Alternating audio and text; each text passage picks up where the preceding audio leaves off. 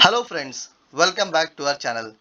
जैसा कि आप स्क्रीन पे देख रहे हैं कि 2024 का लोकसभा बहुत ही नजदीक आ गया। उसके डेट भी अनाउंस हो चुके हैं, काउंट कितने फेजेस में होंगे और सारी चीजें अनाउंस हो चुकी है गाइस। ओके, और वहीं अब रैली भी काफी ज्यादा निकलने लगी है बिकॉज जब से डेट अनाउंस हुआ है। लेकिन गाइस इसमें एक और चीजें, मोदी की एक और रणनीति बोल सकते हैं इसे। आप देखिए यहाँ पे क्या टाइटल दिखाई दे रहा है हमें, 2024 2024 लोकसभा इलेक्शंस 4 जून को 400 पार। मतलब हमारे प्रधानमंत्री नरेंद्र मोदी जी ने जो प्रॉमिस किया था कि हाँ उनकी सरकार एनडीए मिलके 400 क्रॉस करेगी सीट, तो उसी को वो स्लोगन बना के उसे अब यूज करेगा। इस आज देखिए ये सारी चीजें ना इलेक्शन में बहुत मैटर करती है ऐसा मुझे लगता है बिकॉज जिस तरह लास्ट में उन्होंने पब्लिक के माइंड को हिट करते रहे लोग, हर एक स्लोगन हर एक चीज को लेके पब्लिक उसी तरह रिएक्ट करती है। मुझे लगता है ऐसा लगता है बाकी 4.5 साल जो है पब्लिक वो भूल जाती है।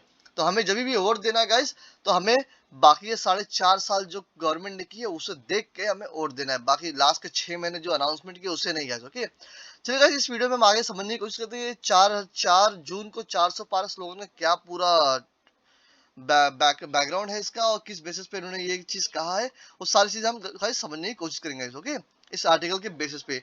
और एक चीज गाइस, और एक चीज हमने ये जो हमारे प्रधानमंत्री नरेंद्र मोदी जी ने जो 400 सीट का जो एक पार्लियामेंट में खड़े होकर एक प्रॉमिस किया था कि हाँ कॉन्फिडेंटली कहा था कि इस बार जो 2024 के इलेक्शन में एनडीए सरकार मिलकर 400 पार करेगी, उसके ऊपर भी हमने एक वीडियो बनाता है। अगर वो वीडियो अब तक नहीं देखा अभी तक ने तो उसका लिंक मैं ऊपर आई बटन में डाल दूंगा, आप जाके चेक कर लेना गाइस। ओके, चलिए इस आर्टिकल को पढ़ते हैं गाइस। ओके, देखिए your role is bigger is achieving 4 जून को 400 पार। गाइस ये स्लोगन काफी अच्छा है, ऐसा बुरा भी नहीं है। Okay, prime minister Narendra Modi said to voter while addressing a rally in Karnataka Shivamoga on Monday। Guys Monday, आज मंडे मतलब जो मैं बना रहा हूँ ये वीडियो तब की बात है। ओके, तो वहाँ कर्नाटक में उनकी रैली थी बिकॉज कर्नाटक में जो है कांग्रेस की सरकार है, तो इसलिए वहां पे उन्होंने रैली करी थी पीएम मोदी ने, और वहां पे उन्होंने ये नारा कहा था। ahead of the Lok Sabha elections scheduled to happen in 7 phases from April this year।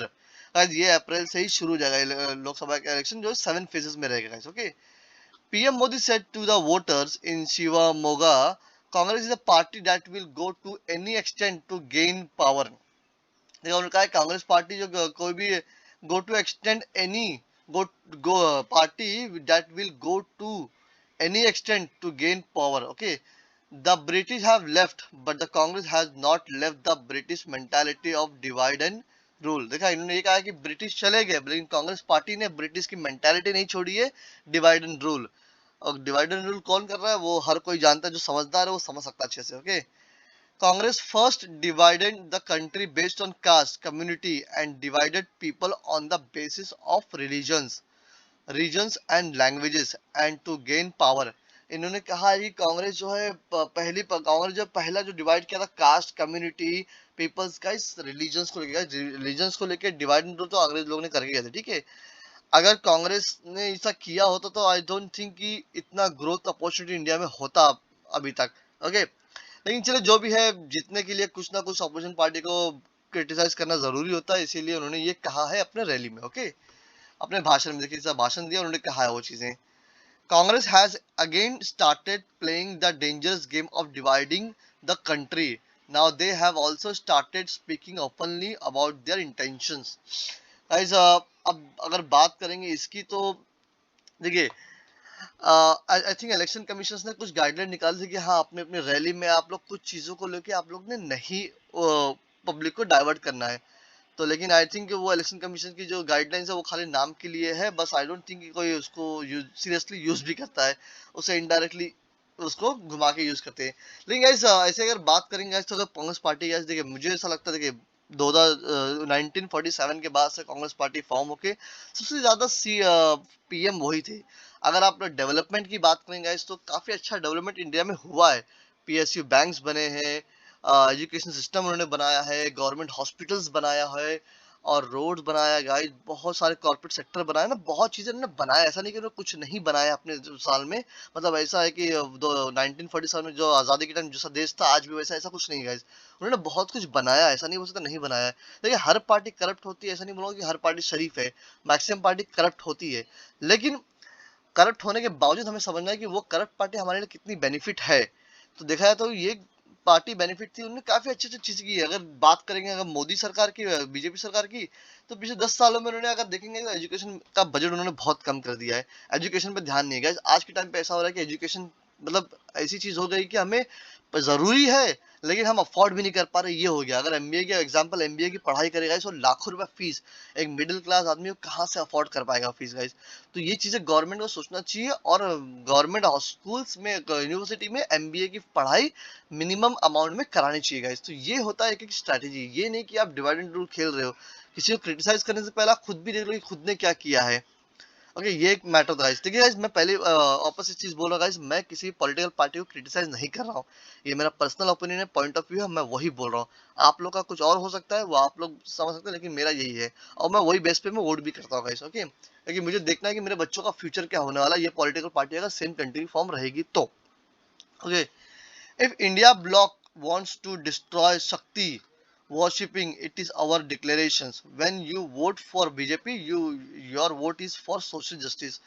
Social justice जैसे कि अगर बात करें गाइस, देखिए मैं आपको एग्जांपल के तौर पे समझाता हूँ। उसमें आपने फार्मर्स को देखा है, अभी भी वो प्रोटेस्ट कर रहे हैं, उधर पे बैठे हुए हैं, उनके लिए उनके कितना बैरियर लगा दिए उनके लिए, देखिए। और रेसलर जो हमारे जो इंडिया को गोल्ड मेडल्स दिए बेचारे, वो भी प्रोटेस्ट कर चुके हैं। किस लिए? वो हम सब जानते हैं किस लिए। हम उसको चीज को अवॉइड नहीं कर सकते गाइस, वो बहुत जरूरी चीज है समझना। ओके, और ऐसे मणिपुर की अगर बात करेंगे, मणिपुर का कितने सब महीनों से जल रहा है मणिपुर, ठीक है। वहां पे हमारे मोदी जी कब जाएंगे वो पता नहीं, आई डोंट थिंक कभी जाएंगे गाइस। इस तरह के बहुत सारे इंसिडेंट्स हो चुके हैं और हो रहे हैं गाइस, जिसपे ध्यान किसी का नहीं है। सोशल जस्टिस की अगर बात करेंगे तो ये कहीं से भी बीजेपी पार्टी वहां पे नहीं कर रही है। तो वहां पे वो चीज पहला करना जरूरी, ताकि आने वाले टाइम में लोगों को लगना चाहिए, फेवर में आने के लिए ये चीज होना जरूरी है गाइस। हर पॉलिटिकल पार्टी अपने टाइम पे रहती है, लेकिन हम अभी जो करंट गवर्नमेंट है हम उसकी बात करेंगे guys. Okay, we are confident that lotus of development will bloom on 4 June in all seats of Karnataka, he said। मतलब लोटस जो कमल है जो कर्नाटक की सारी सीटों में 4 जून को बूम करेगा। लेट्स सी गाइस कितना बूम करेगा उस दिन। Okay, this will be his second such meeting in Karnataka since the announcement of Lok Sabha election dates.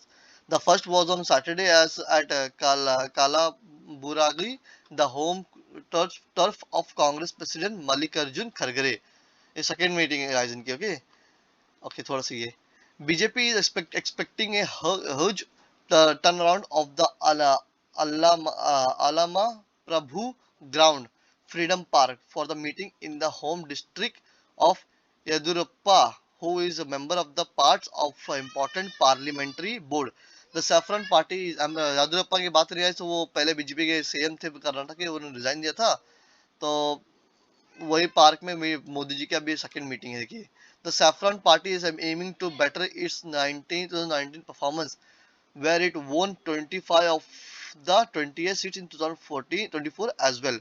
अगर बात करेंगे जब यादुरप्पा जब सीएम बने थे उस टाइम पे भी सरकार बनी थी कांग्रेस की ही। उस सरकार को गिरा के उन्होंने अपनी सरकार बनाई है। यादुरप्पा elder son B.Y.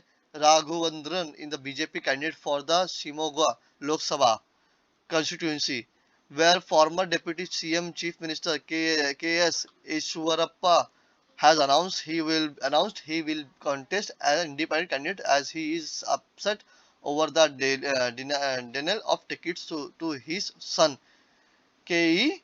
context to the यही है कि मतलब जो former chief deputy chief minister ने अपनी अलग सरकार बनाई बिकॉज उनको लोकसभा की सीट में डिनाई हुआ, तो कुछ ज्यादा प्रॉब्लम हो जाती है गाइस। पॉलिटिक्स में आम बातें हैं।